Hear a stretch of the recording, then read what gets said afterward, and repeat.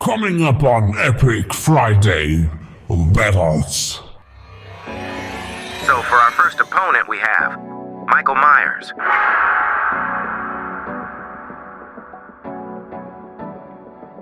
And he can beat larger and stronger opponents and characters from other universes. While it mainly depends on which version of Michael Myers we are talking about and who the actual opponents are from other dimensions. So for our second opponent we have Rob Zombie's Michael Myers.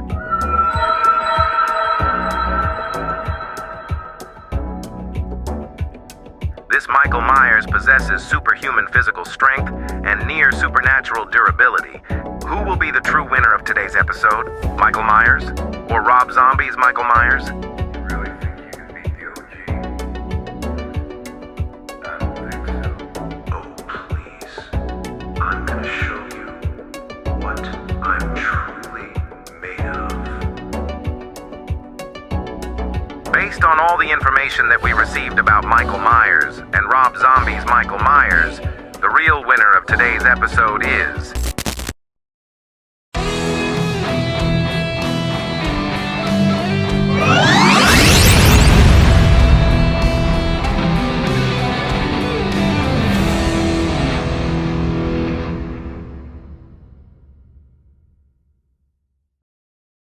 Warning.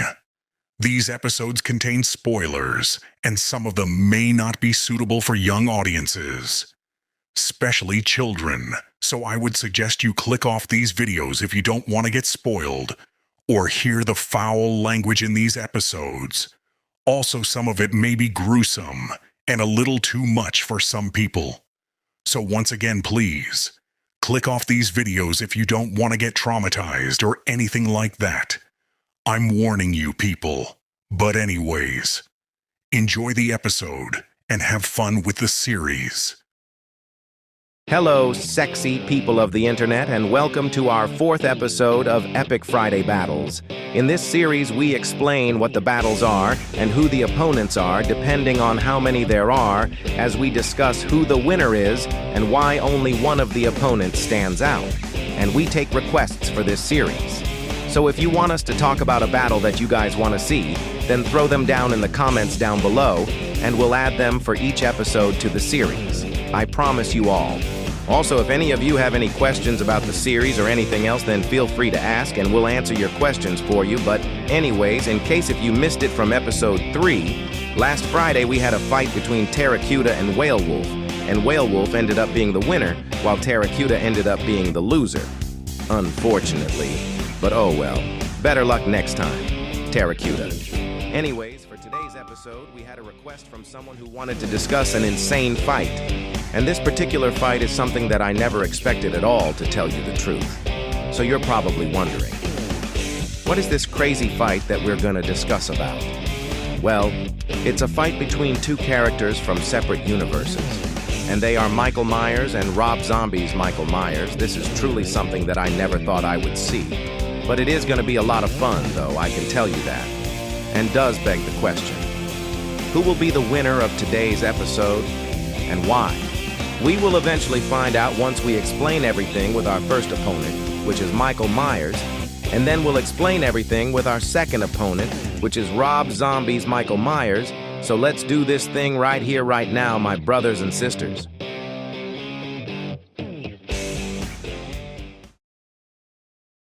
So for our first opponent, we have Michael Myers.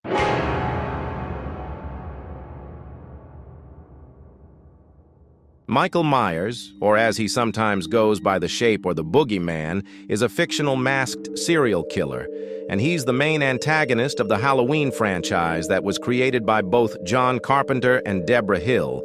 Since they created Michael Myers and the Halloween franchise, Michael Myers is one of the most iconic villains in cinema history, and he's the GOAT, meaning that he's the greatest of all time, as he's also a legendary horror icon, and one of the greatest and most influential slashers in horror history. Not to mention that Michael Myers literally makes one of the best and greatest trios with Jason Voorhees and Freddy Krueger, since all three of them are truly the big three of horror movie icons, since them three are the GOATs and the best horror characters of all time. Anyways, Michael Myers is exceptionally famous and is one of the most popular and recognizable horror villains in history, as he's also exceptionally well known for the obvious reasons, and he's wildly considered a massive nostalgia icon. Michael Myers is canon, as most of you already know, and he's pure evil. While he's not consistently defined as immoral across all Halloween timelines, while the answer to whether he's immoral is both yes and no, mainly depending on which timeline of the Halloween franchise you follow.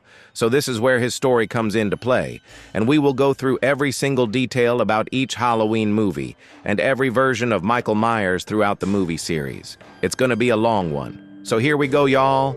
Michael Myers makes his first appearance in the first Halloween movie released in October 25th, 1978, and was directed by John Carpenter. His origin begins with him being a 6-year-old little boy where he was wearing a clown costume holding a kitchen knife and ends up murdering his older sister named Judith Myers in their Haddonfield, Illinois home on Halloween night in 1963. He is committed to Smith's Grove Sanitarium, where he spends 15 years in silence, analyzed by Dr. Sam Loomis, before escaping to return to Haddonfield, and goes after a babysitter named Laurie Strode, who he's been trying to kill for years, but he never manages to. He mainly goes after her because originally she was a random target, chosen because she approached his childhood home, and they're not actual siblings. While the answer to this question, if they're siblings, is both yes and no, but it mainly depends on which film timeline you're watching, which makes things a bit more confusing and hard to understand, though. But that's all right, because me and the boys got the answers to these questions, so yeah. Anyways, the first Halloween movie takes place in 1963 and 1978, as most of you know, and you already know what the plot is for the film itself since I just explained it. So there you go. Now let's take a look at what Michael Myers looked like from his first movie. This is the OG Michael Myers that everyone knows about, and he's approximately 5'10" to 5'11", or 1.78 meters tall. As he weighs approximately 160 to 175 pounds, this version of Michael Myers is 21 years old, and he begins a new killing spree after escaping as he gets stabbed in the eye by Laurie Strode and is shot 6 times by Dr. Loomis falling from a balcony, however. He survives and disappears as the Shape is still out there. While he's not explicitly stated to be immortal, though, he donned his iconic greenish coveralls and a Captain Kirk mask painted white. Given embiggened eye holes and dyed brown hair that is partially shaved, Michael Myers' first mask is wildly considered the best and most iconic horror masks of all time. And it's also a classic Halloween mask as well. He uses a 12-inch W.R. case and Sons cutlery. Co-point 102-12 chef knife for you-know-what. And the first Halloween movie made approximately $70 million at the worldwide box office, with the budget of $300,000 to $300,000 and $25,000. While it is a legendary low-budget film, honestly, that's great for his first movie, truly, considering that it's one of the best movies in the Halloween franchise. And his first theme song is also one of the best and most influential movie scores of all time, so we can all definitely agree on that. And we shall now talk about Halloween 2, and what happens in the second film. Halloween 2 is the sequel to the first movie, and it was released in October 30th, 1981, and was directed by Rick Rosenthal. It takes place on the same night as the original Halloween, starting immediately after the final scene on October 31st, 1978, and continuing into the early hours of November 1st, 1978. The plot for the second film is that it takes place after the events of the first movie, as I said already, and Michael Myers survived his injuries while following Laurie to the Haddonfield Memorial Hospital, where he continues his murderous rampage. But he gets shot in both of his eyes by Laurie, making him blind and bleeding out of his eyes as he's seemingly killed in a massive explosion at the hospital. Now let's take a look at Michael Myers from the second Halloween movie. This version of Michael Myers is still 21 years old, and his weight is not exactly stated in the script. While he's at the same height as he was from the last film, Michael Myers is stockier somehow, and his overalls are damaged, and his mask is aged with reddish hair. He wears a pair of vintage black Iron Age logger boots, and also one thing I forgot to mention is that he wears olive drab Vietnam-era military jungle boots with black leather accents and black Vibram soles from the first Halloween movie. So yeah, my bad, but anyways, he's not immortal in the second Halloween film. And Laurie Strode is revealed to be Michael Myers' biological sister, which is a massive family plot twist. This Michael Myers is wildly considered to be one of the best versions of him of all time.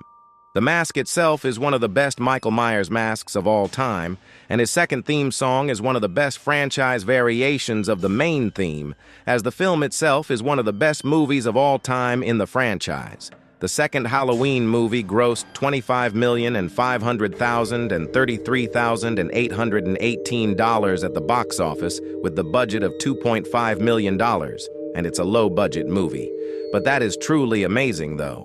Now let's talk about Halloween 3, or as it sometimes goes by, Halloween 3 Season of the Witch. Halloween 3 is the sequel to Halloween 2. And it's seriously one of the most confusing movies ever made, and from the entire Halloween franchise, the movie itself was released in October 22nd, 1982, and was directed by Tommy Lee Wallace. While the plot for the film itself is that it centers on a diabolical corporate conspiracy by a novelty mask company to execute a mass human sacrifice of America's children. On Halloween night, using an intersection of ancient witchcraft and modern technology, this Halloween film is the only one in the franchise that doesn't have Michael Myers in it, and he makes a brief cameo on a TV screen in the third Halloween movie, but that technically doesn't count though. It's also one of those Halloween movies where Laurie Strode does not actually appear in, and the film itself is simultaneously considered to be one of the best and worst films of all time in the franchise. It takes place entirely within its own standalone anthology timeline, and the real reason why Michael Myers doesn't fully appear in the third movie is because the creators originally envisioned the franchise as an annual anthology series, but honestly, in my opinion, I didn't think it was a good idea. And audiences hated the movie, but modern horror fans largely love it as a cult classic, apparently. It's so confusing because it completely abandons the Michael Myers storyline and replaces slasher tropes with a highly convoluted genre-bending plot. So it definitely got some backlash for many different main reasons, as y'all can tell. The movie itself grossed $14.4 million at the domestic box office with the budget of $2.5 million, and it's a low-budget film, just like the other two Halloween movies, as the theme song for the third movie is wildly considered to be one of the best and most memorable pieces of music in the franchise. This seriously leaves me with so many questions about this movie truly, but that's all we can say about it for now. And let's officially talk about Halloween 4, or as it sometimes goes by, Halloween 4, the return of Michael Myers. Halloween 4 is the sequel to Halloween 3, obviously, and it completely ignores the events of Halloween 3 Season of the Witch. The movie was released in October 21, 1988, and was directed by Dwight H. Little, as the plot for the film itself is that it centers on a comatose Michael Myers awakening 10 years after his initial Haddonfield massacre to hunt down his 7-year-old niece named Jamie Lloyd, and Dr. Sam Loomis survived the explosion from the previous film. As he frantically pursues the killer to prevent another bloodbath, he goes after his niece because she is the last surviving member of his immediate bloodline, and he is driven by an obsessive urge to completely eliminate his family for good. Also, this is another one of those movies where Laurie Strode does not actually appear in, and she's presumed dead from a car accident with her husband, leaving behind her young daughter named Jamie Lloyd in the fourth Halloween movie. Why wasn't she in Halloween 4, you may ask? Well, it's mainly because her real-life voice actor named Jamie Lee Curtis declined to return to the Halloween franchise at that time, forcing the writers to create a new protagonist to continue the storyline because of that. So the story itself plays differently since her voice actor didn't actually return, and Laurie Strode apparently died from a car accident off-screen. But anyways, Michael Myers is shot down by the authorities and falls down into a mine shaft, only for his evil nature to be psychologically transferred to his niece, as she then wears a clown costume and brutally stabs her foster mother with scissors at the end of Halloween 4, making it a crazy final plot twist. Now let's take a look at Michael Myers from the fourth Halloween movie. This version of Michael Myers is over 6 feet and 7 inches, or just 2 meters tall, and weighs around 180 pounds or 82 kilograms as he's 31 years old. He's definitely larger and wears striped coveralls and a less defined mask that has an extended neck, shocked eyebrows, and slicked hair with add sideburns. It also has tinier eye holes and occasionally turns pink and blonde. He wears red wing, black leather work safety steel toe boots. And he's not functionally immortal in the fourth Halloween movie. This Michael Myers is considered to be one of the best versions of him performance-wise, but one of the absolute worst versions of him visually, and the mask itself is wildly considered to be one of the worst masks of all time in the franchise. Also, Halloween 4 takes place within the Thorn timeline, also commonly referred to by fans as the 4-6 timeline, or the Jamie Lloyd timeline within the fictional universe, and the actual events of the movie take place from late October 30 to October 31st, 1988.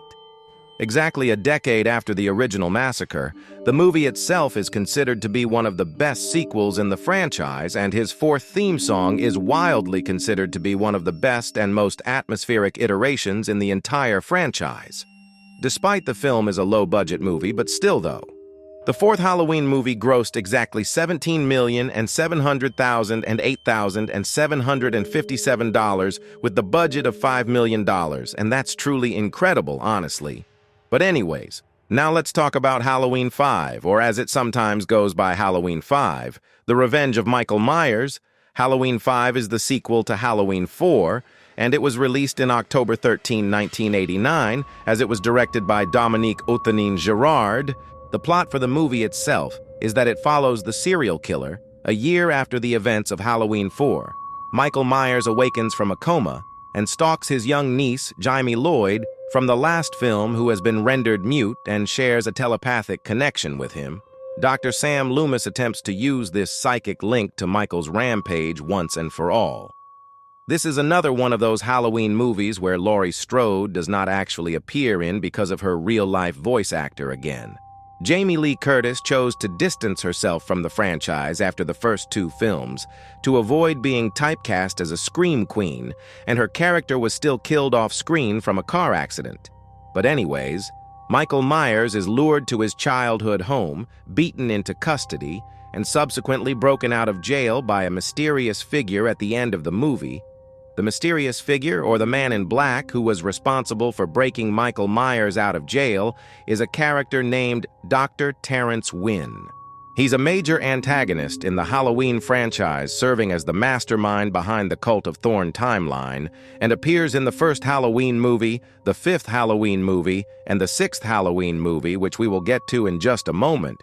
He broke Michael Myers out of prison because he was the secret leader of the Cult of Thorn and wanted to control, contain, and exploit Michael's supernatural evil for his own purposes. Now let's take a look at Michael Myers from the fifth Halloween film. This version of Michael Myers is 6 feet and 5 inches, or 1.98 meters tall, and weighs around 180 to 200 pounds, or just 82 to 91 kilograms. He's 32 years old, and his jumpsuit is even dirtier, and his mask is now oddly flared with an angrier expression, larger nose, and silky hair, as he also wears dark, heavy-duty black leather work boots. Not to mention that he's actually supernatural and functionally immortal in the fifth Halloween film.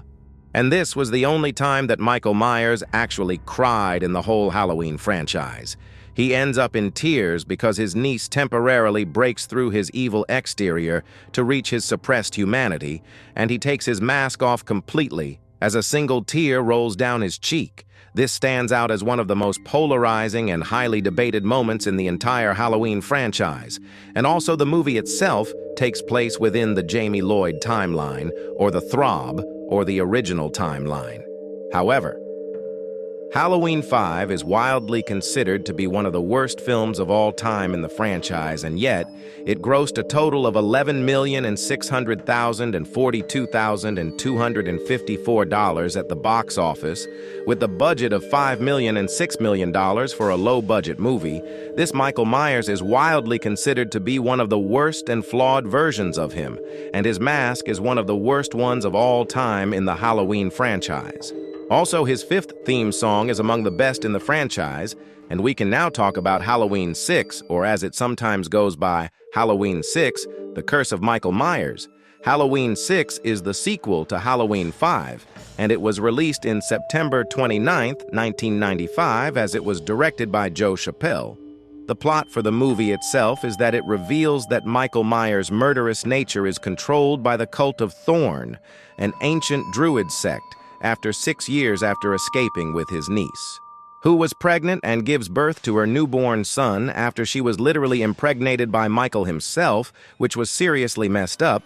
He pursues her to Haddonfield, where a character named Tommy Doyle is all grown up, and Dr. Loomis attempts to stop the cult's blood sacrifices. But this particular Halloween movie has two completely different endings due to heavy studio reshoots following negative test screenings and the sudden death of actor Donald Pleasance, which, may I remind you, he's the exact same person who played Dr. Samuel Loomis, and his real-life voice actor sadly died in February 2, 1995 from heart failure complications. Rest in peace, Donald Pleasance. You will always be remembered, and you were an amazing actor throughout the Halloween franchise. We miss you so much, and we hope heaven is treating you well. You're an absolute legend. Amen. So because of his death, that was the last time he ever appeared in the franchise, and his character is dead, unfortunately. But still rest in peace, man. Rest in peace. So now y'all are wondering, what exactly are the two endings of Halloween 6? Well, the first one is the theatrical cut ending, and the second one is the producer's cut ending, which is also known as Haddonfield 666 cut. In the first ending, Michael Myers turns on the cult and kills Dr. Wynn and his staff. Tommy Doyle injects Michael with corrosive liquid, beats him with a lead pipe, and escapes with the other survivors. Dr. Loomis stays behind with unfinished business, and the film ends on a bleak note. We hear the doctor screaming in the background while the camera focuses on Michael Myers' discarded mask on the floor. Now, in the second ending, this version features a bizarre supernatural ritual instead of a physical fight. Tommy uses a circle of stones and his own blood in a spell to freeze Michael Myers. Dr. Loomis unmasks Michael only to find Dr. Wynn dying from his wounds. Wynn passes the Curse of Thorn onto Loomis, and the rune of the curse appears on the doctor's arm, causing him to scream, while the real Michael Myers was dressed as the Man in Black and quietly escapes the asylum. So yeah, those were the two endings of Halloween 6, and hopefully that answers your questions as to why there was two endings to the sixth Halloween movie. But the real ending was actually the producer's cut, since it was the original one, before some things were complicated and changed. The movie takes place in what is wildly known as the Thorn timeline, or the original sequel timeline. Within this continuity, the events of the film specifically take place in the fall of October 1995, exactly 6 years after the events of Halloween 5. And this is another one of those movies where Laurie Strode does not actually appear in, because yet again she was killed off screen from a car accident. It was also because Jamie Lee Curtis chose to step away from the horror genre at that time, to pursue higher-profile mainstream Hollywood roles, and her character had been written out of the franchise prior to these films, since her real-life voice actor seriously did not want to return to the franchise at all. So because that Michael Myers did, you know what? To his own niece, he now has a newborn son named Stephen Lloyd. But he's taken to Smith's Grove with Kara and Danny, and he is presented on an altar alongside Kara as Michael's final sacrifice. So the curse pass on to Danny. But ever since that day, Michael Myers' only son is never seen or mentioned ever again at all in the entire Halloween franchise, and he's still alive in the Halloween universe, despite it's truly unknown as to where he actually is now and what he's actually up to now even after all these years.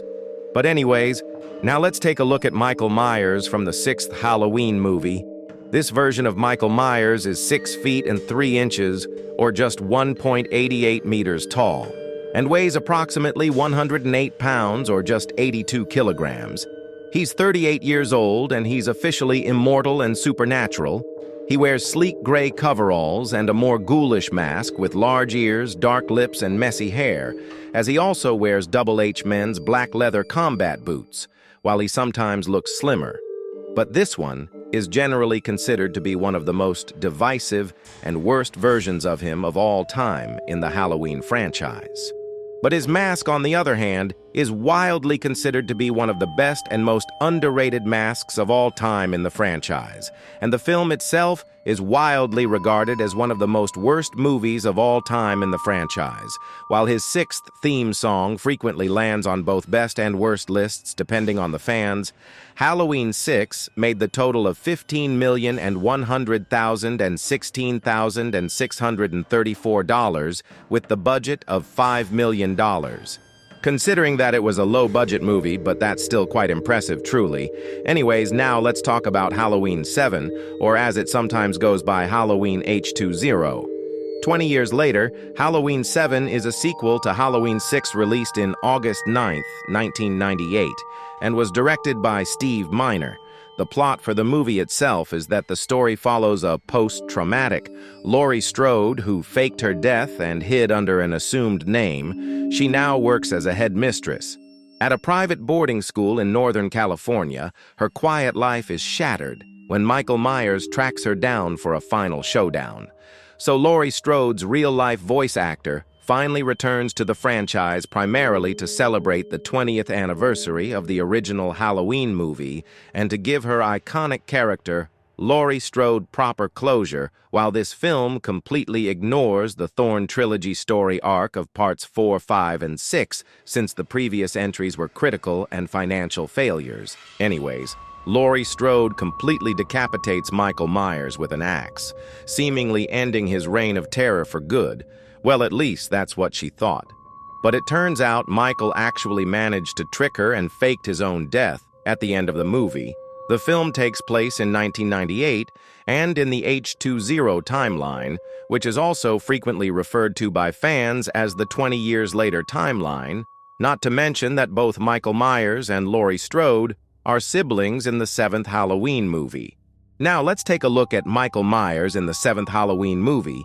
This version of Michael Myers is 6 feet and 2 inches, or 1.88 meters tall, and weighs around 225 pounds. He's 41 years old and not truly immortal in this film. He gains weight, lacks any burns, wears charcoal-colored coveralls, and multiple different masks, including a Halloween 6 mask, a bloated mask, and an awful CGI monstrosity. Eventually setting on a mask with revealing eye holes and poofy hair as he also wears Gorilla Men's steel-toed work boots, this Michael Myers is wildly considered to be one of the worst versions of him of all time in the franchise, and even his mask is wildly considered to be one of the worst masks of all time in the franchise too. But the movie itself is wildly considered to be one of the best movies of all time in the franchise, and his 7th theme song is one of the best unique iterations.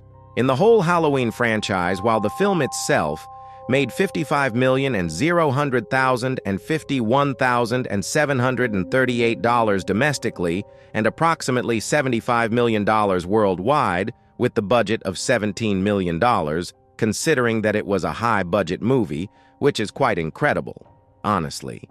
So yeah, but anyways, now let's talk about Halloween 8, or as it sometimes goes by, Halloween Resurrection. Halloween 8 is a sequel to Halloween 7 released in July 12, 2002, and was directed by Rick Rosenthal, which may I remind you that he's the exact same guy who directed Halloween 2, by the way. Anyways, the plot for the movie itself is that it centers on Michael Myers invading a live-streamed reality internet show filmed inside his childhood home. And this is where Michael thought he actually killed Laurie Strode for good this time after stabbing her, but eventually she ends up surviving. And, She apparently kisses Michael Myers as her final act in a tragic, twisted goodbye, even though they're literally siblings in this film, and I'm like, did I just seriously witness a Sweet Home Alabama moment in the Halloween franchise? What in the actual fuck? Is this for real, dude? Like, what the what? If you or anyone else has ever watched this film and saw that one scene from the beginning of the movie, then you would know how exactly questionable this shit actually was. So yeah. But anyways, the two final survivors named Sarah Moyer and Freddie Harris, who is a reality show producer, trap Michael Myers in a garage during a live-streamed internet broadcast, after Freddie uses martial arts to fight Michael and electrocutes him to death as the garage burns down with Michael tangled in electrical wires. He was presumed dead, but the final scene reveals his eyes snapping open in the morgue at the end of the movie. Now let's take a look at Michael Myers from the 8th Halloween film. This version of Michael Myers is 6 feet and 2 inches or 1.88 meters tall and weighs 215 pounds or 96 kilograms.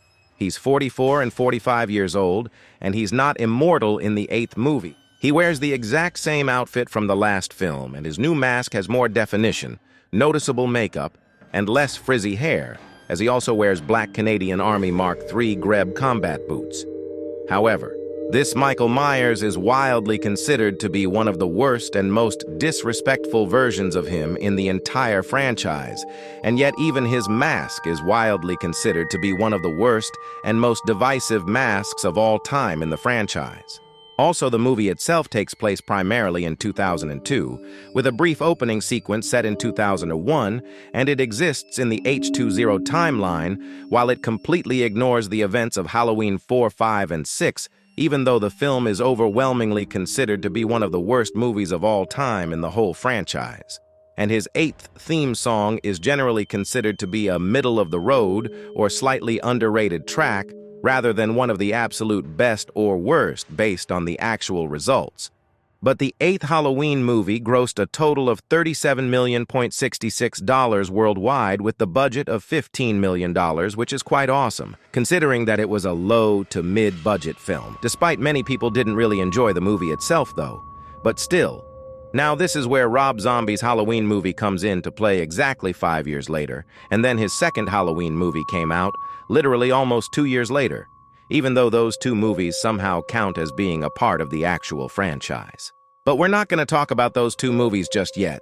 And besides, Rob Zombie's version of Michael Myers is literally our second opponent of today's video anyway, as most of you already know. So we're just going to skip Rob Zombie's Halloween 1 and 2 and talk about Halloween from 2018, or as it sometimes goes by from the fans themselves, Halloween Returns. Despite it's not the official title, but still though, Halloween 2018 is not technically a sequel to Halloween 8, but rather a sequel to the original Halloween movie instead, and it completely ignores all of the other sequels, spin-offs, and reboots. The film was released in October 19th, 2018, and was directed by David Gordon Green. Not to mention that he's literally the exact same guy who also directed both Halloween Kills and Halloween Ends, which we will get to those two movies eventually. After we're done explaining everything about Halloween 2018, the plot for the movie itself is that it follows Laurie Strode 40 years later as she prepares for a final confrontation with Michael Myers, who escapes from an asylum, and this Halloween movie also sometimes goes by Halloween H40, 40 years later by fans and film critics.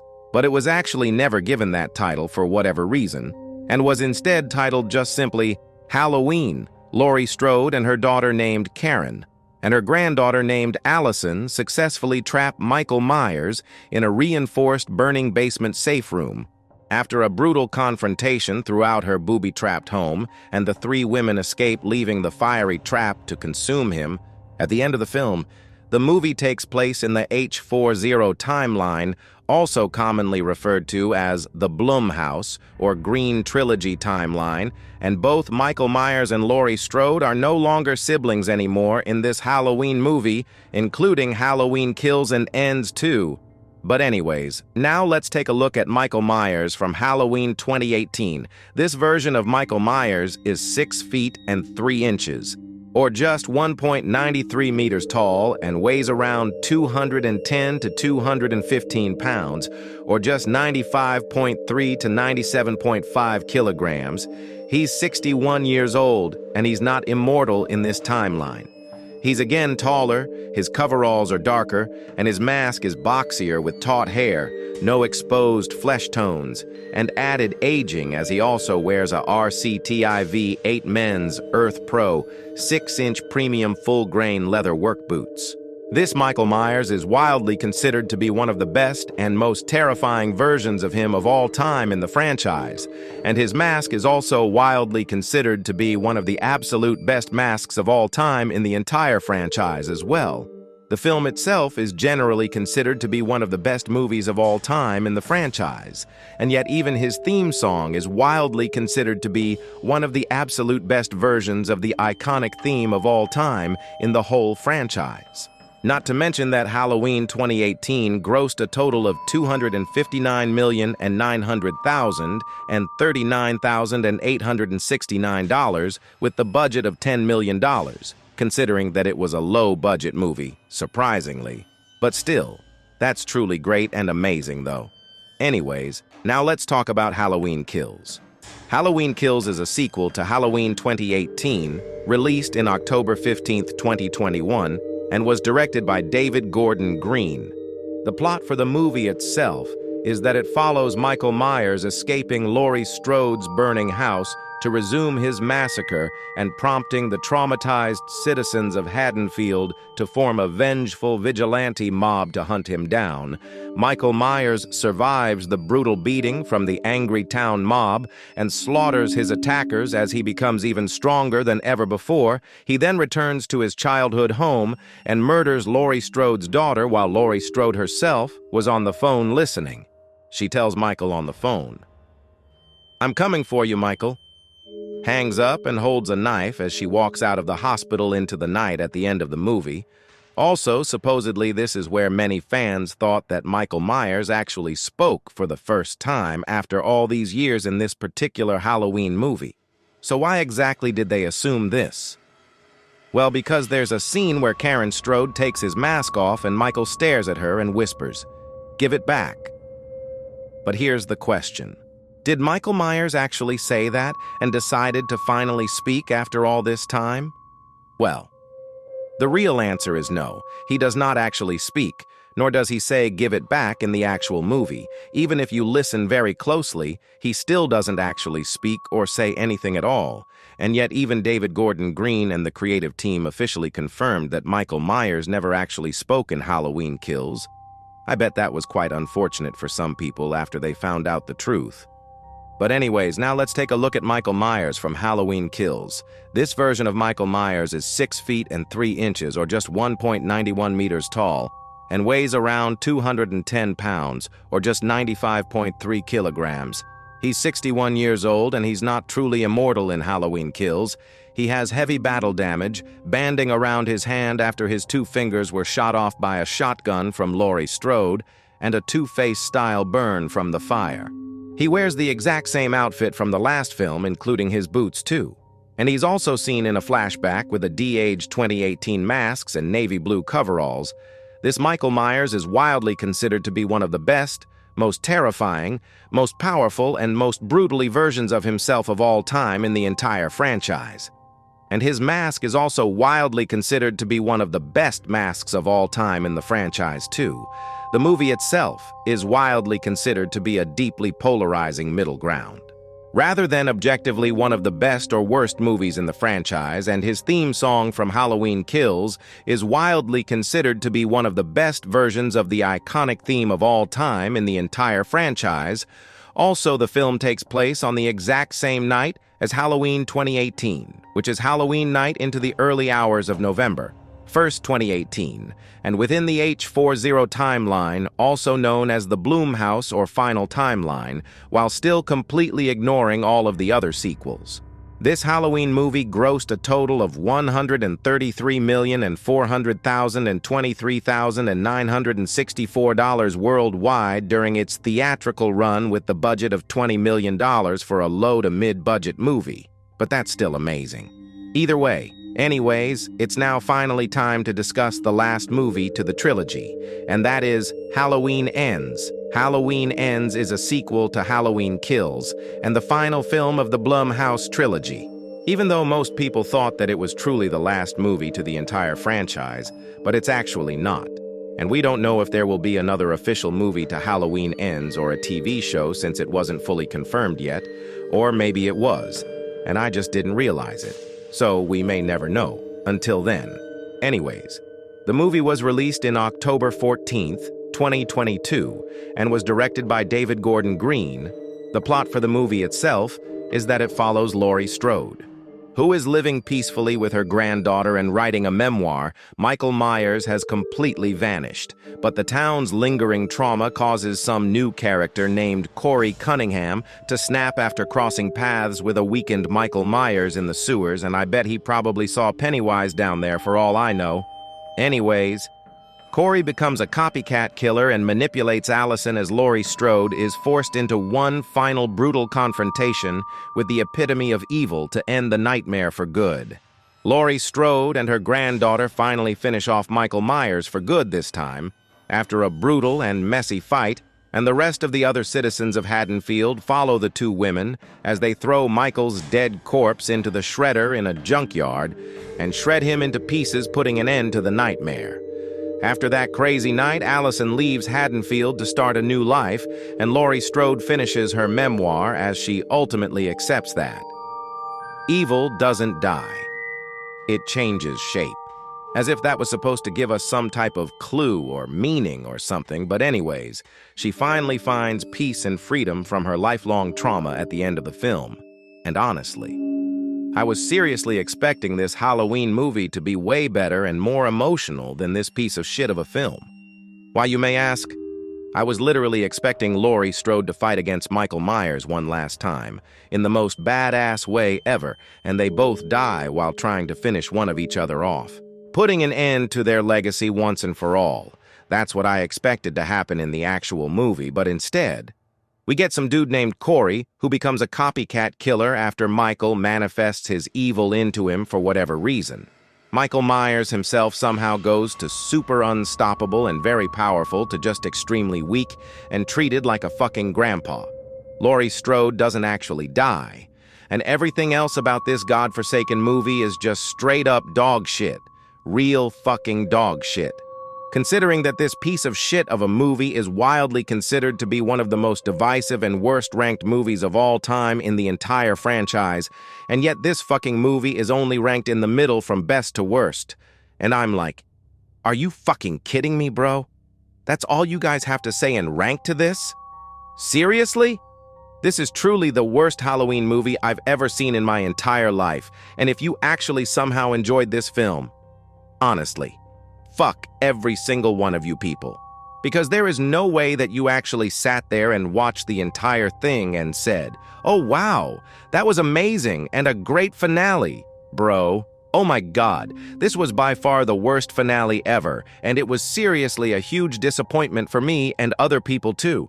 I wish they would have done a better job with this stupid fucking movie, man. Especially when it was the finale, like, are you kidding me? I still can't believe that they said yes to this shit, and I was left speechless, even from walking out of the theater. I literally never said anything else at all after whatever the fuck I just witnessed, and I can assure you, I will never, ever watch that movie again. But anyways, enough of my stupid yapping about this movie, and let's just take a look at Michael Myers from Halloween Ends. This version of Michael Myers is 6 feet and 3 inches or 1.91 meters tall and weighs approximately 200 to 230 pounds. He's 65 years old and he's not immortal. He wears the exact same outfit from the last two movies that's covered in moss. His hand is no longer bandaged. He wears Wolverine floor hand, 6-inch waterproof work boots, and he's become extremely weak because he was critically injured in Halloween Kills and spent 4 years hiding in a sewer without killing while starving his supernatural evil, which literally makes no sense at all. This Michael Myers is generally considered to be one of the worst and most disappointing versions of himself of all time in the entire franchise, and his mask is wildly considered to be both one of the best and worst masks of all time in the franchise, since it's completely tied up among the fans and other people.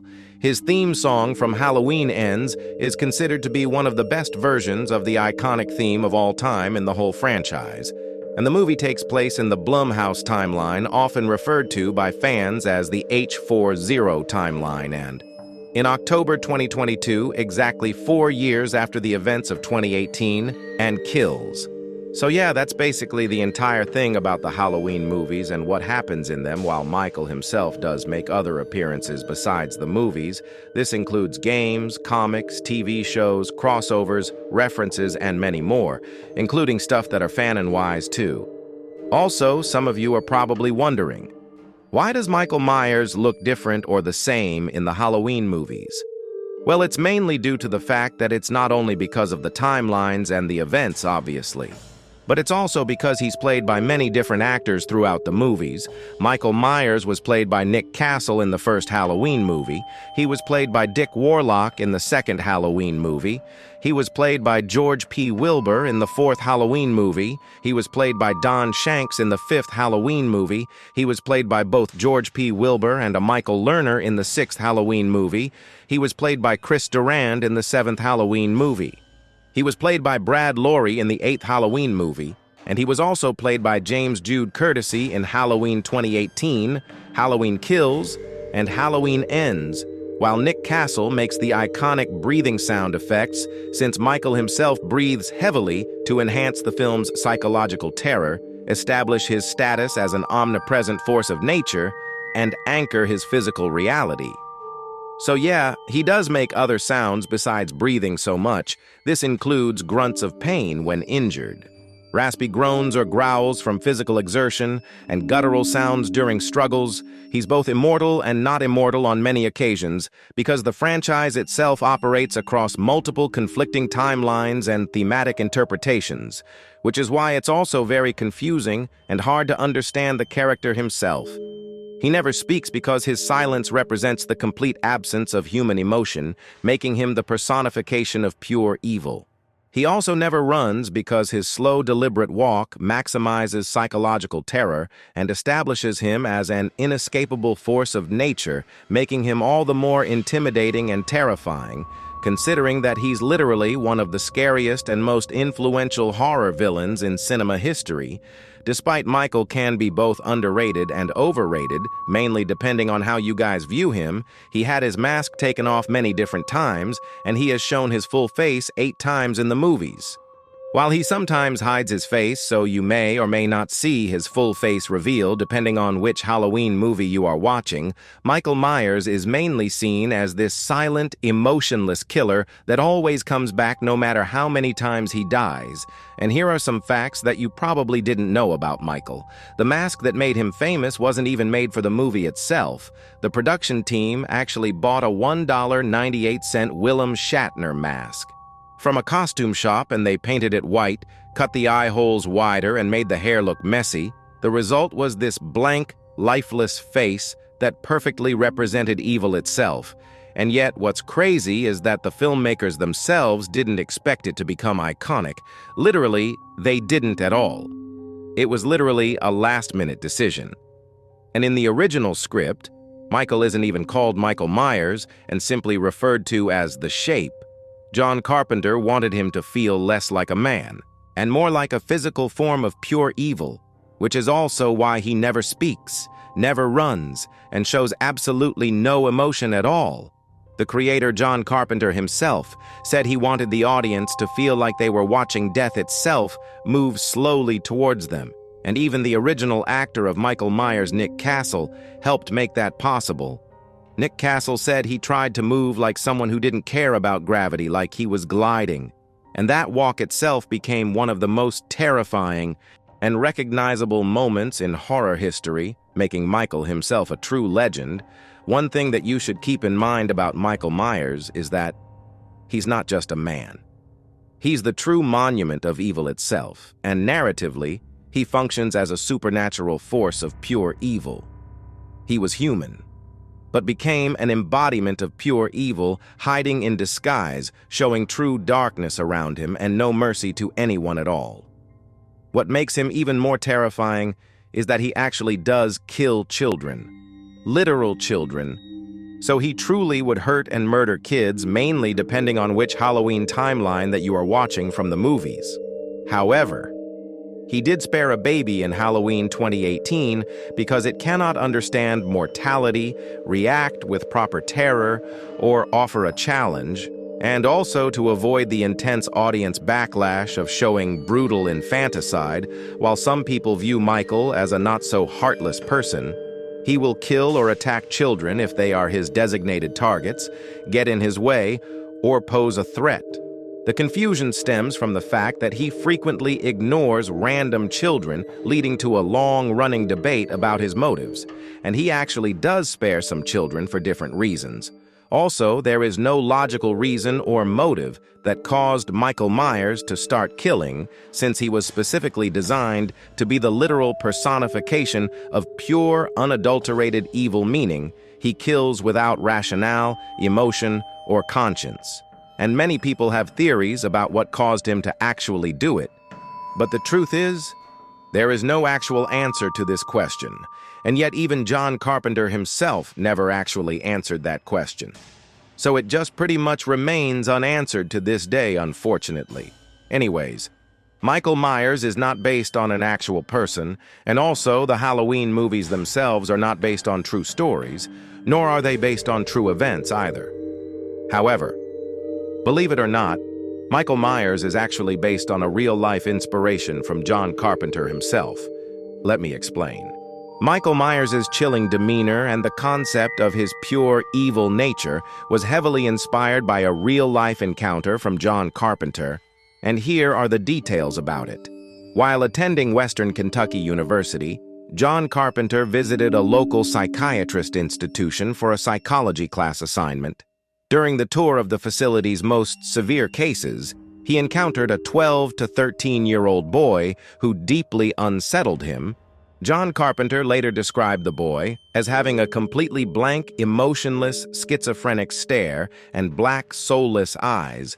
The haunting, unblinking face of that child became the foundational blueprint for Michael Myers' detached, remorseless personality. This exact experience directly inspired the famous monologue delivered by Dr. Loomis in the film, where he describes Michael as having the devil's eyes. The name Michael Myers was chosen as a tribute. John Carpenter named the killer after the British film distributor named Michael Myers, who had helped successfully distribute John Carpenter's previous movie called Assault on Precinct 13 in Europe. And the craziest thing about this shit is that there are thousands of actual people who are literally named Michael Myers all around the world, which makes things a whole lot more interesting, honestly. So yeah, but you have to admit that this was pretty insane and awesome though. Am I right? Yeah, I figured it would be. But anyways, Michael Myers possesses superhuman strength that allows him to easily overpower multiple grown men, shatter concrete and metal, and survive fatal injuries. And he typically moves at a slow, methodical walking speed of 2 to 3 miles per hour or 3.2 to 4.8 kilometers per hour. Since he truly doesn't need to run to catch up to his victims, he's extremely aggressive and brutally violent, as he's also exceptionally capable and very durable. He uses other weapons besides knives, and he used a Halligan bar or a pry bar, claw hammer or a sledgehammer, circular saw, blowtorch, or a welding torch, scythe, pitchfork, 3-prong garden claw, corn thresher, shotgun, scalpel or a surgical blade, syringes, fluorescent light tube, ice skate, corkscrew, telephone or a electric cord, aluminum baseball bat, a hot tube, and even his own hands and feet, as he frequently uses his own body as a weapon throughout the Halloween franchise. Michael also possesses an above-average, highly adaptive tactical intelligence, and he's pure evil as most people mainly describe him. He's extremely dangerous and highly threatening, while he's also one of the most menacing characters in horror history, and for very good reasons. He does not have a high IQ, but he's highly destructive and is one of the most deadliest killers in slasher history, considering that he has the total of 160 to 198 kills. He possesses highly effective skills and tactical tricks, including superhuman abilities and supernatural powers. Despite he's not technically bulletproof or fireproof, even though he literally survives from gunshots and fires multiple different times in the actual movies. Not to mention that he also kills not only his own family tree and other people that gets in his way, but even children and animals, which is seriously messed up. He has survived between 6 to 11 times and keeps on coming back, as if he's William Afton or some shit. But Michael Myers has been around longer, both reality-wise and universe-wise, before Springtrap, and Five Nights at Freddy's itself was an actual thing in 2014. Anyways, Michael has been around for 59 years. Universe-wise, and he's been around for 48 years. Reality-wise, so he's old as shit since he's a literal grandpa now, after he died for good in Halloween Ends, and he can beat larger and stronger opponents and characters from other universes. While it mainly depends on which version of Michael Myers we are talking about and who the actual opponents are from other dimensions. Like, for example, if the opponent was Jason Voorhees or Slender Man, then I don't think Michael Myers has a very good shot at winning against them, but if the opponent was someone more easier and weaker like Ghostface or Jeff the Killer, then he definitely has a very good shot at winning against those type of opponents. The list can go on, but still though. Anyways, Michael Myers is truly not unstoppable, nor is he completely unbreakable or undefeatable either. He's also not entirely unbeatable and not completely unkillable, as he's not truly invincible. He is both immortal and not immortal on some occasions, mainly depending on which timeline, and he's not a god. Despite he never actually dies at all. No matter what the hell you do to him, the abilities of Michael Myers are superhuman strength, inhuman durability, complete pain suppression, advanced regeneration, stealth mastery, and high intelligence, as he's also capable of lifting massive weights, body crushing, brute force breakthroughs, vehicular mastery, psychological warfare, outpacing runners, shadow integration, damage absorbency, and environmental immunity. His strengths are superhuman durability, immense strength, high pain tolerance, extreme stealth, weapon proficiency, infinite patience, unstoppable relentlessness, fear incitement, indomitable will, regenerative traits, and driving aptitude, while his weaknesses are mask obsession, hyperfixation on targets, temporal restriction, lack of combat training, severe fire vulnerability, slow movement speed, human vulnerability to decay and atrophy, decapitation, and the Cruise of Thorn. He can also punch, kick, throw objects, fight, and engage in hand-to-hand combat, as he is entirely out of control as well. So because that Michael Myers is emotionless, he does not feel any type of emotions at all. And he absolutely retains long-term memories, geography recall, and mechanical skills across the Halloween movies.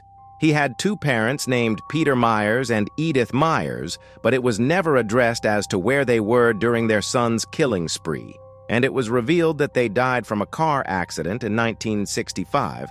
He also had an older sister named Judith Myers, who he murdered in 1963, and supposedly Laurie Strode was Michael's younger sister, but it turns out she technically wasn't. He does not have a lover in the entire franchise, and has only one biological son named Stephen Lloyd, who just completely disappears from the franchise and is never seen or mentioned ever again after that. But anyways, the strongest version of Michael Myers is Michael Myers from the Blumhouse trilogy. The weakest version of Michael Myers is Michael Myers from Halloween Ends. The best version of Michael Myers is the OG Michael Myers that started it all. The worst version of Michael Myers is Michael Myers from Halloween 2. The tallest version of Michael Myers is once again Michael Myers from the Blumhouse trilogy. And finally, the shortest version of Michael Myers is yet again Michael Myers from Halloween 2. So that's pretty much all of the information that we have about Michael Myers. Well, at least I think it is anyway, because holy shit is this taking me forever to read all of this and put down the other details and information. Oh my lord. I swear I'm probably gonna take a long break after this, honestly. But anyways, I think y'all know what it's time for, right? If you guessed it, then yes, you would be 100% correct on that, my friend. So let's see what our second opponent has in store for us. And after that, we will officially discuss who the true winner will be for today's video. Let's go ahead and get this out of the way before this freaking video becomes even more longer than how it is right now. Here we go, people.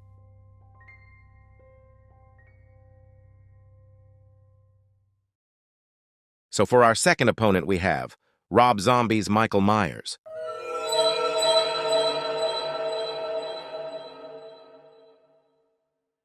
Rob Zombie's Michael Myers is just basically Rob Zombie's version of Michael Myers, and he comes from 2 Halloween movies that are turned into remakes based on Rob Zombie's vision. Also, for those who don't know, Rob Zombie is an American heavy metal musician, filmmaker, and founder of the multi-platinum band White Zombie. He's mostly known for his successful solo music career and directing gritty cult classic horror films. His entertainment career is characterized by his signature, over-the-top theatricality and deep obsession with cult classic sci-fi and horror cinema.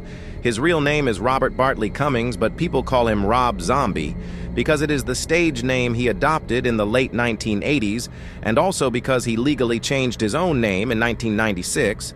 He was born on January 12, 1965, in Haverhill, Massachusetts, and he's married to a woman named Sherry Moon Zombie, while her real name is Sherry Lynn Skirkis, which to my surprise, they actually do not have any children.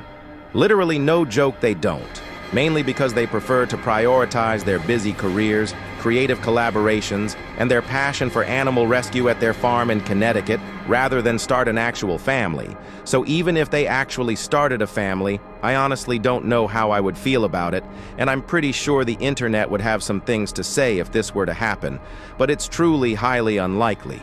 Surprisingly, Rob Zombie is actually a nice, down-to-earth, and respectful person, even though he's literally made very weird and questionable songs and movies.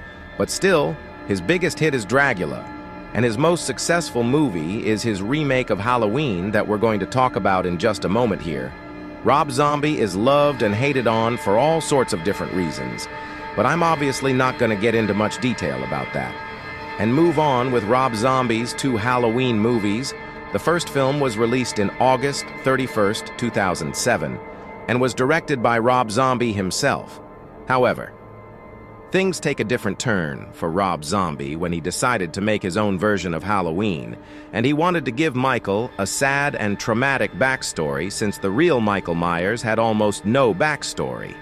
But the way of how Rob Zombie does his version of Halloween wasn't exactly what other people expected, since the plot for the movie itself was different compared to the original plot of Halloween, and also the fact that he actually doesn't keep it as original as the actual 2 films.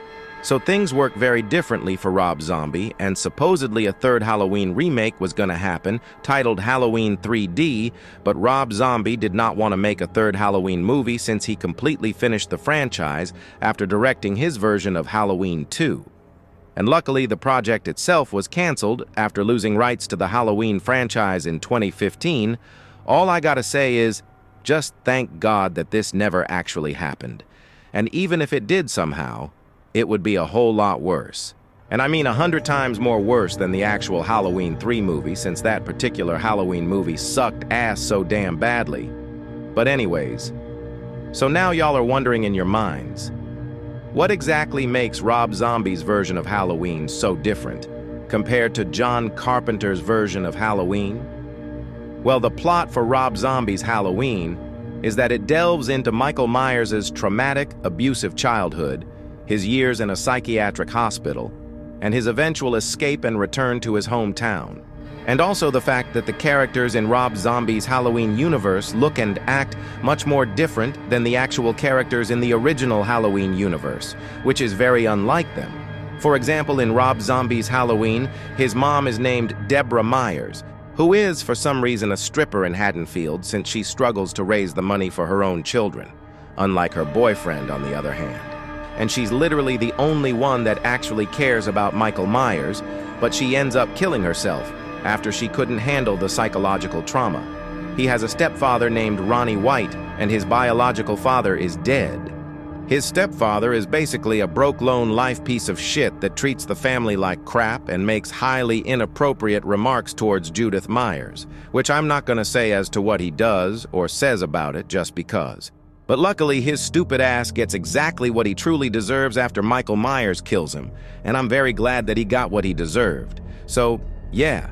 He has an older sister named Judith Myers, who becomes Michael's first victim, just like in the original Halloween, and has a baby sister named Angel Myers, who is adopted and renamed Laurie Strode in this timeline, so they're technically siblings in this universe of Halloween.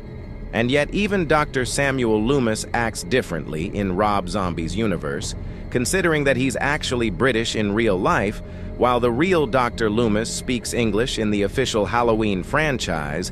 He is portrayed as a tragic, deeply flawed, and highly commercialized figure in this universe, and Rob Zombie's version of Dr. Loomis is written with a complex, darker, and more self-serving character arc. And as for Michael Myers himself, oh boy, let me just put it to you this way. He started off as a 10-year-old boy who gets treated like shit from his entire family except for his mom. He gets bullied in school and teaches those bullies a very good lesson. He has no memory of killing people due to a severe psychological dissociation or trauma response brought on by his extended mental illness, and literally grows into a muscle-bound freak after he escapes a mental institution, and the rest of the other characters look and act differently, and blah blah blah. You get the rest of it. Rob Zombie basically changes everything about Halloween 1 and 2. And it's truly seen a whole lot more differently than we actually thought, including the ending of Rob Zombie's Halloween. But the truth is, there are two different endings to Rob Zombie's first Halloween movie. And this is what happens in these endings. In the theatrical ending, Michael Myers drags Laurie Strode back to the decaying Myers house, and Dr. Loomis arrives to save her. But Michael brutally crushes the doctor's head. And he corners Laurie Strode on a balcony. She then tackles him, causing the both of them to fall over the railing. She wakes up on top of his body and points a revolver at his face as Michael grabs her wrist, and she pulls the trigger, shooting him directly in the face. In the final shot, Laurie Strode screams hysterically into the camera as the screen cuts to black. In the director's cut, or the alternate ending, the final confrontation moves outside to the front yard. Michael Myers traps Laurie Strode inside a shed, while Dr. Loomis tries to negotiate with him. Michael eventually forces his way out of the shed and holds a knife to his sister. The doctor begs him to stop, and Michael Myers briefly pushes Laurie Strode out of harm's way, dropping his knife. In the final shot, before Michael can surrender, sniper fire from the Haddonfield police rips into him, and he dies in a massive hail of bullets on the lawn. So that's basically what happens in the two endings. Of Rob Zombie's Halloween, and the original ending to the movie is actually the director's cut ending, or the work print ending. Also, his two Halloween movies exist in their own standalone timeline and do not connect to John Carpenter's movies, since it's obviously based on Rob Zombie's own version of Halloween and its own universe too. The films themselves combine childhood flashbacks and a modern-day setting in a 17-year timeline. But anyways, now let's take a look at Michael Myers. From Rob Zombie's first Halloween movie, this version of Michael Myers is 6 feet and 9 inches, or just 2.06 meters tall, and he's actually wildly considered to be the tallest version of Michael Myers in the entire multiverse of Halloween. This dude weighs 290 pounds, and he's surprisingly 27 years old for a big guy who's built like a hulking dump truck, but he's not technically immortal in both of the Rob Zombie's Halloween movies. He finds a greasy brown jumpsuit and his now grungy mask, as he also wears Carolina Logger boots model 8. 519. This Michael Myers is wildly considered to be one of the scariest and most intimidating versions of him ever put on film. And I think we all know why that's the case, considering how truly terrifying this big boy really is. This particular version of Michael Myers is played by Tyler Mane for both of Rob Zombie's Halloween movies, and I think it seriously suits him very well, honestly. This Michael Myers is wildly considered to be one of the most controversial and polarizing versions of himself in the franchise, and his mask is wildly considered to be one of the best masks of all time in the entire franchise. But the movie itself, however, is wildly considered to be one of the most polarizing films in the franchise, preventing it from being cleanly labeled as just the best or worst. And it's honestly one of the most controversial movies ever made, even from how people view it. So for me personally, I seriously did not enjoy this movie or the second one that Rob Zombie directed, and his two Halloween movies truly changed in a way that some people view both Rob Zombie's movies and John Carpenter's movies so differently now, even from the day that Rob Zombie's Halloween movies were released. I'm honestly not exactly sure how to better word it, but I highly recommend you guys not watching his two Halloween movies at all, even from what I had to witness from them. But if you're one of those people who just generally doesn't give a fuck and simply enjoys watching random movies for fun, or even if you're a horror fan, then you guys can go ahead and watch them for yourselves, but only if you want to, though, since this is just only in my opinion. But anyways, Michael Myers' theme song from Rob Zombie's Halloween is generally considered to be one of the better mid-to-top versions of the iconic theme, rather than the worst, from what most people have said.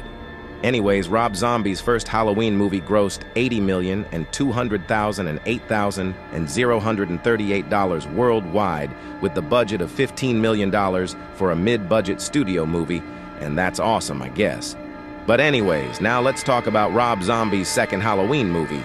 Rob Zombie's Halloween 2 is the sequel to his first Halloween movie, and it's not technically a remake since it mainly focuses on the continuation of the first film.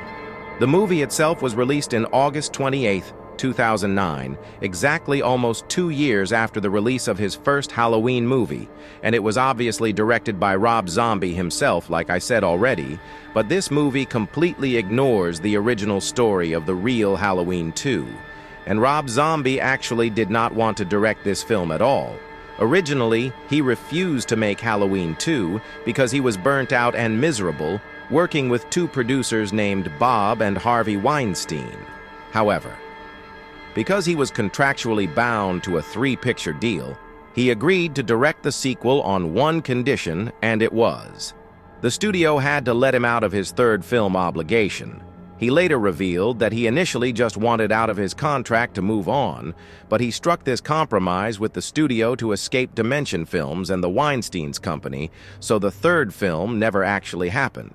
Because of this, and I'm very thankful that it never became a real movie, so yeah.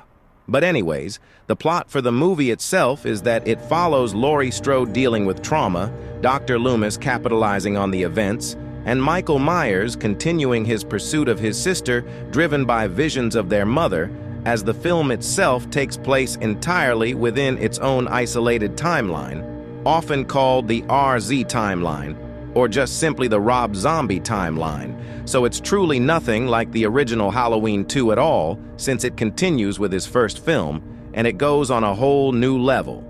Not to mention that there are 2 different endings to Rob Zombie's second Halloween movie, and this is what happens in these endings. In the theatrical cut, inside the dilapidated shack, Laurie Strode shares Michael Myers' hallucinations of their mother and Michael Myers when he was young. After Michael seemingly kills Dr. Loomis, Laurie Strode walks over to her own brother, and driven mad by her trauma as she stabs him. She then walks out of the shack, wearing his torn mask and holding the knife. The police, for whatever reason, assume that she is the killer and opens fire on her. The movie then flashes to a psychiatric ward where she is institutionalized. She sits smiling at a hallucination of her mother, and the White Horse completely detached from reality. So she literally loses her mind because of Michael Myers, and even from finding out that she actually is his biological sister. And if you thought that was unexpected and out of hand, just listen to the second ending of the movie. In the director's cut, it takes a much bleaker, more literal approach. Instead of dying quietly inside, Michael Myers bursts through the shack wall with Dr. Loomis outside in front of the police, and he does something that literally nobody expected. He removes his mask and speaks for the first time in years by saying, "Die." As he fatally stabs the doctor, the police immediately open fire and Michael goes down. Laurie Strode then steps outside, picks up his knife, and approaches Dr. Loomis's body to seemingly attack him as well. To prevent further violence, the police open fire and kill her too. The film then fades to the same psychiatric ward scene as the theatrical version, which is interrupted as either the afterlife or her final descent into total madness. So this completely changes everything, and none of us expected Rob Zombie's Michael Myers to actually speak, and I was like, what? What in the actual fuck? He spoke? Michael spoke? What? I was literally at a loss for words, and I seriously didn't know what else to say after that. The reason why this Michael Myers actually spoke is mainly because Rob Zombie deliberately stripped away the character's traditional supernatural otherness to explore a deeply grounded, realistic study of severe mental illness and psychological trauma. But most people truly didn't appreciate that. And many people thought Rob Zombie's Michael Myers completely broke character after speaking for the first time. Even though the real Michael Myers never speaks at all, and if he actually did, it would fundamentally destroy his identity as the shape, humanize an entity meant to represent pure evil and alienate the horror fan base. Also, the real ending to Rob Zombie's Halloween 2 is the theatrical ending, and most of you are probably wondering, what did John Carpenter think about Rob Zombie's Halloween 1 and 2? Well, he strongly disliked the both of them, and when someone asked him about it in an interview, he replied with, "Next question, please," as everyone else laughed about it, and honestly, I couldn't have agreed more with him if someone asked me that question, and the reasons as to why he dislikes Rob Zombie's Halloween movies are pretty obvious, so there's truly no explanation needed for it. But anyways, enough of that shit. And let's take a look at Michael Myers from Rob Zombie's second Halloween movie. This version of Michael Myers is 6 feet and 9 inches, or just 2.06 meters tall, and weighs 325 IBs, or just 147 kilograms. He's 28 and 29 years old, and he's not immortal in Rob Zombie's Halloween 2. Like I said already, his mask deteriorates even more, and he incorporates hobo-inspired attire into his ensemble, pretty well ditching his mask. He wears these different clothes because Rob Zombie himself wanted to strip away the pristine uniform slasher look and give him something a little more different. But it seriously feels odd seeing this Michael Myers wearing a different outfit, besides his normal outfit. But anyways, this Michael Myers is wildly considered to be one of the most polarizing and controversial versions of himself in the entire franchise, and his mask is also wildly considered to be one of the worst and most controversial masks in the franchise. The movie itself is wildly considered to be one of the divisive movies in the entire franchise, meaning it is simultaneously ranked among the worst by purists and championed as one of the best by a vocal cult following, and his theme song from Rob Zombie's second Halloween movie is generally ranked as one of the lower tier or worst versions of the iconic theme in the franchise. Also, Rob Zombie's Halloween 2 grossed a worldwide total of $37.7 million at the box office, with the budget of $15 million for a modest or mid-budget movie. So yeah, that's Rob Zombie's Halloween movies for you. And honestly, I prefer John Carpenter's movies over Rob Zombie's movies anyway. But anywho, this Michael Myers possesses superhuman physical strength and near supernatural durability, and he moves at a slow, methodical walking pace of roughly 2 to 3 miles per hour. But he doesn't need to run to catch up with his victims. He is extremely aggressive, feral, and unrestrained, and he's the ultimate force of destruction. He's extremely dangerous and threatening, as he's also deeply menacing and incredibly deadly. Considering that he has the total of 41 kills in both of Rob Zombie's Halloween movies, he's portrayed as a vicious, deeply broken human psycho, driven by a fractured mind and childhood trauma, making him conceptually less pure evil than John Carpenter's Michael Myers, but far more sadistically brutal and aggressive in his actions. and also the fact that he's both broken and pure evil at the same time. He's physically capable and durable as he possesses a distinct set of physical skills, psychological attributes, and tactical tricks. While he does not have supernatural powers and abilities, he does not have a high IQ, but he does possess above-average predatory intelligence paired with elite and tracking skills and can fight entirely on his own. He can beat other, stronger and larger beings and threats, including other characters from different universes, but not all of them, though. He's not bulletproof nor fireproof, and he's also not immoral in both of Rob Zombie's Halloween movies, so he's not technically a god since he's basically Michael Myers from a different universe. And also the fact that he's wildly considered to be one of the strongest and most brutal versions of Michael Myers within the multiverse of Halloween. He's incredibly unstable and completely out of control, while he's literally the only Michael Myers that actually spoke in his own movie, which no one expected at all. He's not unstoppable, unbreakable, undefeatable, unbeatable, unkillable, and invincible since he's just a moral human being and can be killed but not easily, though despite he completely dies for good at the end of Rob Zombie's Halloween 2. But he can absolutely punch, kick, stomp, and engage in hand-to-hand combat and frequently uses his own body as a weapon. He uses a 12-inch Victorinox Forstner chef's knife in the first movie, and uses a 19-inch Bowie hunting knife in the second movie. He also uses other weapons besides his knife, such as a tree branch, aluminum baseball bat, metal fork, heavy chains, his own bare hands or environment, glass shard, and mirror or glass panes. And he's extremely weaponry too. He explicitly feels and displays emotions, unlike the real Michael Myers. And this particular Michael Myers is surprisingly canon. Despite existing in his own universe, this Michael Myers is highly famous, popular, well-known, recognizable, and iconic, but also extremely polarizing and not universally considered a fan favorite since many people love and hate him for all sorts of different reasons while some people do and don't view him as the GOAT. But anyways, the abilities of Rob Zombie's Michael Myers are superhuman strength, extreme durability and pain tolerance, masterful stealth, tactical intelligence and adaptability, and feral berserk mind, while he's also capable of surviving critical injuries, connection to animals, and psychological traits. His strengths are massive physical size and intimidation, extreme brute strength, superhuman durability and endurance, savagely and feral mindset, and sneak attacks and tracking, while his weaknesses are human mortality and physical vulnerability, deep psychological trauma, and familial emotional blind spots.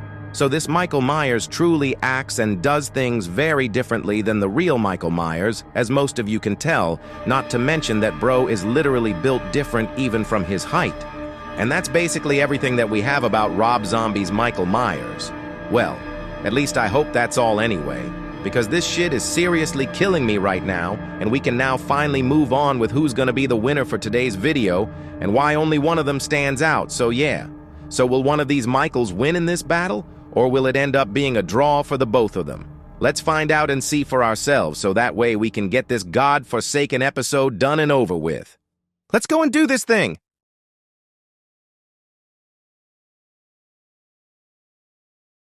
So, who will be the true winner of today's episode? Michael Myers? Or Rob Zombie's Michael Myers? You really think you can beat the OG? I don't think so. Oh, please. I'm gonna show you what I'm truly made of.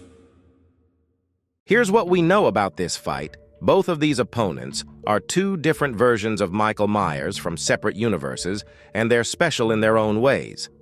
But what would happen if the both of them somehow met each other in one universe and fought it out? Well, here's what you need to know. Michael Myers has been around longer, both reality-wise and universe-wise, than Rob Zombie's Michael Myers has, while Rob Zombie's Michael Myers is taller and weighs heavier than the real Michael Myers. And he's stronger and far more brutal than the real Michael Myers. Rob Zombie's Michael Myers is more faster and aggressive than Michael Myers, while the real Michael Myers is more smarter than Rob Zombie's Michael Myers. Rob Zombie's Michael Myers is also more deadlier and dangerous than the actual Michael Myers. While Michael Myers is more capable and durable than Rob Zombie's Michael Myers actually is, the real Michael Myers is also more threatening and menacing than Rob Zombie's Michael Myers. Rob Zombie's Michael Myers is more crazy and out of control than Michael Myers, while he's also more destructive and tougher than the real Michael Myers. Michael Myers is both immortal and not immortal on some occasions, while Rob Zombie's Michael Myers is not actually immortal. And the actual Michael Myers has a larger kill count than Rob Zombie's Michael Myers does. Michael Myers also has more skills, tricks, powers, abilities, and weapons than Rob Zombie's Michael Myers really does. The real Michael Myers is also more pure evil and scarier than Rob Zombie's Michael Myers. While Rob Zombie's Michael Myers is more intimidating and muscular than Michael Myers, they're both canon in their own universes, and the both of them are capable of beating other stronger and larger threats and beings, including other characters from different dimensions, while it mainly depends on which version of Michael Myers we are talking about, and who the actual opponents are that the two Michaels are facing. Like, for example, say the opponents are Pennywise or Springtrap and the both of them don't have a great shot at actually beating them, but if the opponents are much more easier and weaker like Leatherface or Rusty Nail from the Joyride movies, and then the two of them absolutely have a great shot at beating them anyway. Michael Myers has both made more appearances and has more movies than Rob Zombie's Michael Myers has, as he also does not speak at all except for Rob Zombie's Michael Myers. Michael Myers is both more skilled and has more different versions of himself than Rob Zombie's Michael Myers, since there's literally only two versions of Rob Zombie's Michael Myers, but Rob Zombie's Michael Myers is more weaponry and chaotic than the real Michael Myers. Michael Myers is more older than Rob Zombie's Michael Myers, making Rob Zombie's Michael Myers younger than the official Michael Myers based on their actual lores and timelines. The real Michael Myers has an higher IQ than Rob Zombie's Michael Myers does, and Rob Zombie's Michael Myers dies more easier than the actual Michael Myers does. The real Michael Myers has more strengths than Rob Zombie's Michael Myers does, while Rob Zombie's Michael Myers has more weaknesses than Michael Myers does. Michael Myers breathes noticeably louder and more distinctly than Rob Zombie's. Michael Myers and Rob Zombie's Michael Myers stabs more harder than the real Michael Myers does. The both of them never actually managed to kill their own, Laurie Strode in their universes, and they both end up dead for good in their own dimensions as well. Michael Myers does remember everything throughout the years, and even the killings, while Rob Zombie's Michael Myers does remember everything and the killings throughout the years too. But he has no memory of committing the murders on Halloween night, though, which is why the real Michael Myers has the better memory than Rob Zombie's Michael Myers. Not to mention that Michael Myers has made both more money and budget in total than Rob Zombie's Michael Myers has. The real Michael Myers is more unstoppable, unbreakable, undefeatable, unbeatable, unkillable, and invincible than Rob Zombie's Michael Myers really is, making Rob Zombie's Michael Myers more weaker than the actual Michael Myers. And Michael Myers himself is both more better and goated than Rob Zombie's Michael Myers. Even though the both of them are not technically gods, but still, Michael Myers has both the better movies and theme song than Rob Zombie's Michael Myers does, while the both of them are not bulletproof or fireproof. Rob Zombie's Michael Myers acts and does things very differently than the actual Michael Myers does, but Michael Myers is more evil than Rob Zombie's. Michael Myers and both him and Rob Zombie's Michael Myers are often compared to each other for many different reasons, despite not being related or the same since they're from different dimensions. But still, though, the official Michael Myers is more famous, popular, well-known, recognizable, and iconic than Rob Zombie's Michael Myers, and most people prefer the OG Michael Myers over Rob Zombie's Michael Myers, so there's truly no explanation needed as to why that's the case. Sure, these two, Michaels are loved and hated on for different reasons, and other people have different opinions and thoughts about them. But still, for me personally, I prefer the OG Michael Myers and his official movies, including his theme song over Rob Zombie's Michael Myers anyway. And besides my boy Mikey, here is the true GOAT since he's one of the greatest in history. But one thing I will say is that these two Michaels seriously could not work together at all, and they would probably end up fighting each other if they actually met each other face to face. But anyways, now it's time for the moment of truth to discuss who the true winner will be for today's episode, and why only one of these Michaels stands out. The fight between these two versions of Michael Myers is highly debatable among horror fans and other people on forums like Reddit and Space Battles, and it's heavily debated across horror fan communities. Despite these two have never actually fought against each other, nor have they gotten a crossover multiverse battle movie with each other at all, since one's official and the other's based on someone's own version of Michael Myers. But before we tell you guys who the actual winner is for today's video, here's something interesting about the official Michael Myers that you guys probably didn't know about, and that is, did you know that Michael Myers actually met Chucky one time? Well, not in an actual crossover movie, but rather a commercial for the Halloween Kills movie back in 2021. And this right here is real proof of it. I cannot show the actual clip of the video itself for copyright reasons, so I can only show the screenshot of it instead. But this is actually real, and it's official too, by the way. So what happens in the commercial itself is that Chucky picks up a knife and carves through a pumpkin incredibly quickly and makes a Michael Myers pumpkin. Then the real Michael Myers shows up from behind the pumpkin and raises his knife up and stabs it for whatever reason, as Chucky looks at him and says, "What? You don't like it?" Also, the commercial was for not only the Halloween Kills movie, but also for the Chucky series that was canceled due to a combination of high production costs, a decline in live cable viewership, and a broader strategic shift away from scripted television by its parent networks, which really upset the Chucky fans and people who love horror TV shows after that. It was seriously quite unfortunate for the Child's Play fans and other people, sadly, also for those that don't know who Chucky is. Chucky is a fictional, foul-mouthed killer doll from the Child's Play franchise that always goes after a character named Andy Barclay and never manages to actually kill him. He mainly goes after him because Andy is the first person Chucky revealed his true identity to, and he was a normal human being named Charles Lee Ray, who is a serial killer that transfers his soul into a good guy play doll after he was shot down. I don't want to explain much more about him and his lore because we seriously don't want to make this video longer than it actually seems right now. So if any of you want to know more about Chucky and his lore, then check it out for yourself and do some research. But anyways, let's just move on about the fight between Michael Myers and Rob Zombie's Michael Myers, since we have the real answer to who the actual winner is and why he actually wins. So without further ado, let's see who truly wins and who actually loses for today's episode, y'all. Here we go!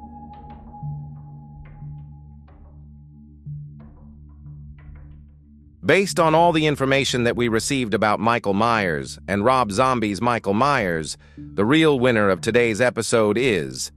Drum roll, please.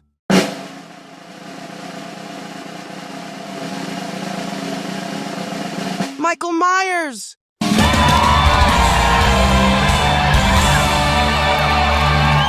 See? What I tell you, nobody is better than the original, and you can't replace that. That's right, ladies and gentlemen.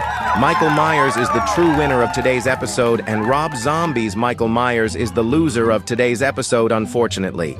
So now we will discuss why the real Michael Myers himself wins in this fight, and why Rob Zombie's Michael Myers loses in today's video. Michael Myers wins against Rob Zombie's Michael Myers because he possesses a supernatural immortality that tilts the scales, and due to his unkillable supernatural nature, while Rob Zombie's Michael Myers is ultimately just a highly resilient human. He also wins in this fight because of his supernatural resilience, stealth, and tactical intelligence, and also the fact that the real Michael Myers has the higher threat level compared to Rob Zombie's Michael Myers' threat level. Michael Myers' threat level is from street to wall level, while Rob Zombie's Michael Myers' threat level is from street level, but the actual Michael Myers has the bigger threat level anyway, and he's more original than Rob Zombie's Michael Myers. Michael Myers also has the higher chance of winning the fight, and Rob Zombie's Michael Myers has the lowest chance of winning based on the actual results of the fight itself. I'm seriously glad that my boy Michael actually won in today's episode. Not only because he's one of my all-time favorite characters, but also because I knew that he would actually win against Rob Zombie's Michael Myers from all of the research we found. And don't get me wrong about Rob Zombie's Michael Myers. I mean, he's definitely pretty awesome and terrifying for a big guy who's nearly 7 feet tall. But I still prefer the official Michael Myers most of the time. At least John Carpenter kept Michael's lore original, while Rob Zombie took a whole different turn with his. But what if Rob Zombie's Michael Myers won against the real Michael Myers, some of you may ask? Well, if that actually happened, it would be a clash of raw, realistic brutality completely overwhelming the patient, supernatural boogeyman style of the original franchise, and the fans themselves would absolutely not be happy about it at all, especially John Carpenter and Deborah Hill, since they were the ones who created this man, and they would have some serious talks with Rob Zombie himself, honestly. And before y'all say it, I know that Rob Zombie is surprisingly a chill and normal guy to you people, and that he's actually respectful and kind to others. But that's not what I see him as, even from what most people and the boys have told me about Rob Zombie. So y'all can just view him as any type of person, since it's y'all's choices after all. And I'm obviously not going to force you to change your mind about him, since I'm not that type of person anyway. So yeah. But for me personally, I just view him as a strange and weird but yet questionable person, truly from what I've seen and heard of about Rob Zombie himself. But anyways, another thing I will say about the fight is that all versions of Michael Myers could actually beat the only 2 versions of Rob Zombie's Michael Myers. Well, specifically the strongest versions of Michael Myers from the other timelines, and it would basically be almost the entire multiverse of Michael Myers against only 2 of Rob Zombie's. But if they somehow manage to get literally every single version of Michael Myers across the entire multiverse of Halloween, like Michael Myers from the comic book series, or even Michael Myers from the Dead by Daylight game, and they all came together as one gigantic army, that would truly be the entire multiverse of Michael Myers against only 2 versions of Rob Zombie's Michael Myers. And I can assure you, the both of them are not going to make it out alive at all after a brutal and messy war. I know it's seriously highly unlikely that it would actually happen though, but still that would be crazy and completely out of hand if it did officially happen. But Laurie Strode herself would be extremely terrified to see all sorts of different versions of Michael Myers at her front door just waiting for her, and she would be like, Oh my god, there's so many Michaels everywhere! "Girl, did you really have to do that?" What? I thought it would be funny just to make this video more entertaining. Yeah, that's one thing, but you really didn't have to interrupt me like that. Yeah, I probably shouldn't have done that. Sorry about that. Nah, it's fine, really. Alrighty then. Also, hi everyone watching this video. I'm one of the female members of Epic Friday Battles, and I'm only using this text-to-speech, since I don't want to show my true identity or use my actual voice. We're having to do the same thing. And Mr. Washburn over here forgot to mention about the women in our series. Did I actually forget to mention that? Yes you did actually. You totally did, bro. Well, son of a bitch, how did I forget to mention that? I don't know. It's probably because you guys were too busy concentrating on the notes and scripts for the episodes. Maybe that's why? Well, damn, I didn't even think about that, actually. Are we seriously that stupid or something? No, I didn't say you guys were stupid. I'm just saying that you and the boys were more focused on the episodes and just didn't have time to mention about the female members yet, that's all. Nothing too serious. I thought it was gonna be something about how you women live more longer than us men since we're that stupid, and also because we're just simple creatures or something. I truly couldn't have agreed more on that one, bro. That is just mind-blowing, like holy shit. Yep, that definitely proves my point about you guys being simple creatures.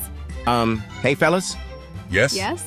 I don't want to be the party pooper or anything, but, can I continue with what I'm doing here and finally finish the episode, please? Oh, absolutely. Yes, you may. Oh yeah, sure, bro. And besides, this video is way too damn long anyway. Well, no fucking shit, Sherlock. But for real though, you may finally continue with finishing the episode itself for good this time. Why, thank you, ma'am. You are absolutely welcome. Perfect. But anyways, overall, Rob Zombie's Michael Myers loses in this fight, primarily because he is entirely human, emotionally vulnerable, and lacks the true supernatural invulnerability of the original shape. So even if Rob Zombie's Michael Myers somehow manages to win against the real Michael Myers, nobody would be happy about it at all.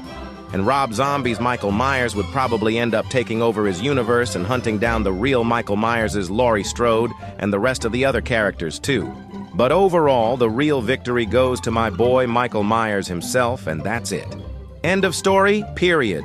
And before anyone else says it, yes, I know that there are other different thoughts and theories on how the actual battle would play out and what would have happened if no one won or if it was a draw somehow, but still though, I'm just gonna go with the actual results and not add much more detail about that anyway.